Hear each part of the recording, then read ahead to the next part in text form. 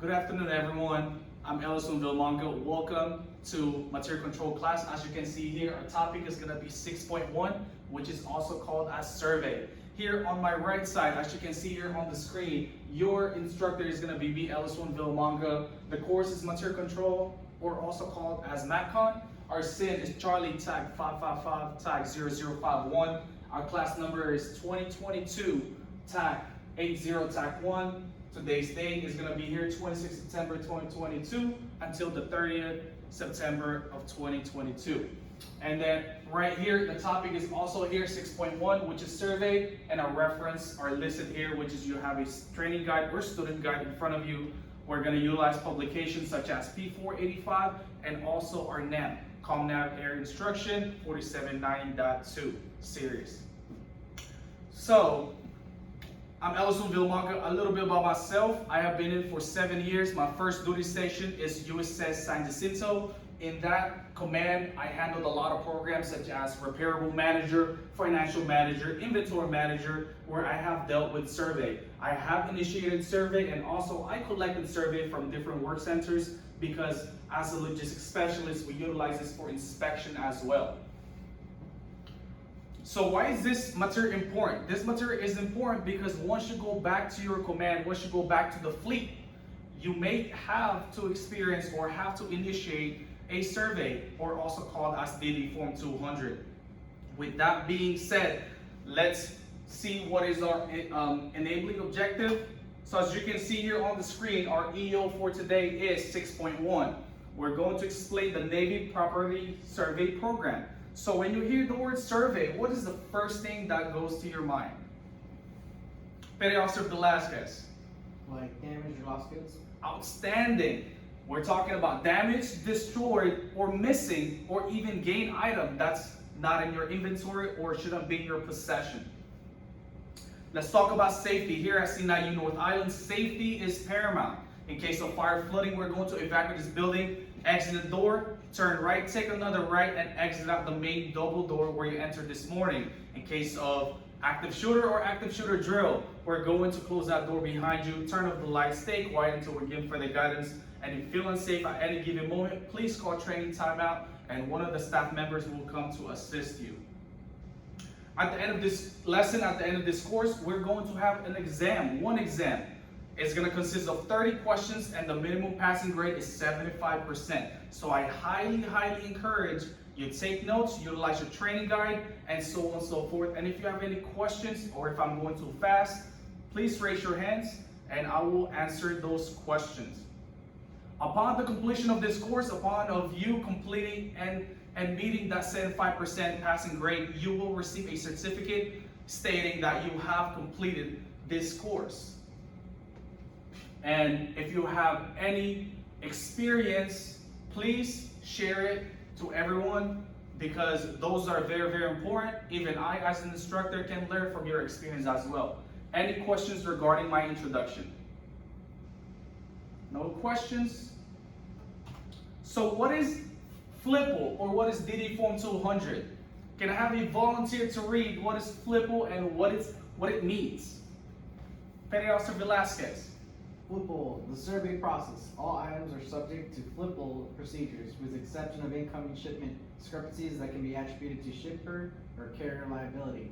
The item discrepancy is reported per applicable regulations. Thank you for reading that, Petty Officer Velasquez. Yes, so FLIPL, as you can see here on the screen, stands for Financial Liability Investigation of Property Loss, or also called DD Form 200. And with that being said, this is when it's either you can gain, loss, or damage any property of the Navy, and those are subject to FLIPL, or also called as survey. And here on the statement, as you can see, if there's an incoming shipment, what does that mean? If you are awaiting for a part, let's say a very expensive repairable part, and it didn't came to your possession, and now you have to do survey, you are not reliable to do that survey. So now, let's open our publication. My first publication I'm going to utilize is our NAM 4790.2 Delta. As you can see here, we are in PDF 186, And what is a material survey? So material survey are required when Navy property and the DLA or Defense Logistic Agency material including emerald and support equipment in Navy custody is lost, damaged, or destroyed. The FLIPL or the Financial Liability Investigation of Property Loss DD Form 200 will be used in the connection with the survey procedure. It's very, very simple. That's why it is very important to make sure that you have a proper inventory, making sure that you are aware of your gear, where they at, and you have put your eyes on them. So after understanding what is survey based on the publication and based on your training guide, based on the information that were given to us, now you will see a lot of terminologies. So let's go back to our topic and talk about these different terms that you may see when generating or initiating survey. So couple definitions we have. What is survey? So survey is an expenditure of material, okay? It is a procedure for determining the cost of gain, loss, and damage to Navy property establishing personal responsibilities. Our next one is abuse. This is your willful misconduct or deliberate unauthorized use. You also have your investigation. During this process, if there's a FLIPL, there's going to be investigation. The command will assign an investigation officer to make sure there's no abuse or actually sailors or people doing that on purpose, because they can also pay for those damage. Another one is probable cause, which is reasonable grounds for belief. We also have responsibility. Who is responsible for doing the survey? Who is responsible for this missing part? And lastly, willful misconduct, intentional damage, destruction. That's when you're gonna see after doing the investigation. Are there any questions regarding definitions, terms, terminology, so on and so forth? I see no question. So a little bit about what I have experienced. Sea story. So when I was at USS San Jacinto, there was one sailor, MM3, and this MM3 was caught doing something he's not supposed to be doing, which is he had a part which it was a repairable part, and he was caught tossing that part overboard. Investigation happened because they thought it was a man overboard, and finding out that part that was thrown overboard was a repairable, and that was a very expensive part.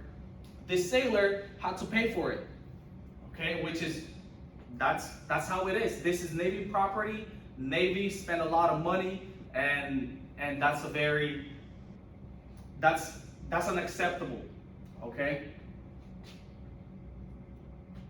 Now that we talk about the definitions and terms, I want to talk about preparing our FLIPL or DD Form 200. So the purpose of this is to provide instruction for the preparation of DD Form 200. And as you can see here on our screen or smart board, this is an example of our DD Form 200 or FLIPL. We have Block 1, Block 2, Block 3, and we can find all this information in P485 publication, P485 Volume 1. And right after this, I'm gonna open our publication so we can see those information as well. So the only one I want to highlight here is Block 7, because it depends on what part is missing, gain or damage. It also depends on the price if this part is subject to FLIPL. But things like classified materials, secret materials, drugs, things like those ammunition, ordnance, regardless of their value, they are subject to FLIPL. So let's open our publication. Now I'm going to go to PDF 475. And as you can see here on the screen, as you can see here on the screen, you have your Block 1, Block 2, Block 3, basically the same information we just saw from our slide, from our topic. And if you have to do survey or you have to do training regarding survey, you can utilize this publication P485, so you can show them the step-by-step on what goes in each block. Any questions, comments, or concerns? No questions. So my question is, what do you think is the effect or possible effect of survey on the program? If you don't do your surveys, you could fail your program according to them. Outstanding, Pedro Velasquez. Of course, if you lost so much parts and now you have to do so much survey, you could actually fail an inspection. Outstanding. Due to time constraints, we are going to proceed to our summary and review.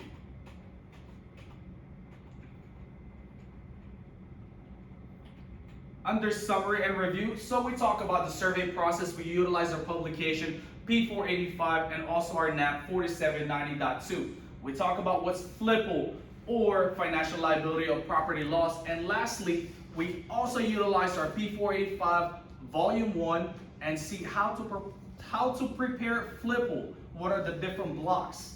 What is block 7? What is block 1? Things like those, because again, you never know when or how are you going to do survey if you have to do it.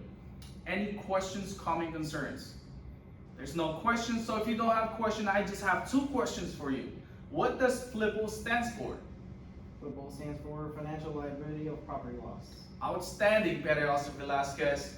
So FLIPL stands for financial liability of property loss. Last question, what DD form do we use for survey? Pedro Velasquez. We use DD Form 200. Outstanding. DD Form 200 is what we use for survey or for FLIPL, financial liability of property loss. With that being said, I am confident as your instructor that you have gained knowledge regarding survey. What survey stands for, the different terms that we went over, and lastly, how do you prepare or initiate a survey? And lastly, I just want to talk about the importance of safety. Here at CNATU, safety is paramount. In case of fire flooding, we're going to evacuate this building, muster outside the main double door where you entered this morning. In case of an active shooter or active shooter drill, we're going to close that door behind us, turn off the lights, stay quiet until we're given further guidance. And if you feel unsafe at any given moment, please call training timeout. Any last questions? No questions. I am LS1 Villamanca, and this is 6.1 survey.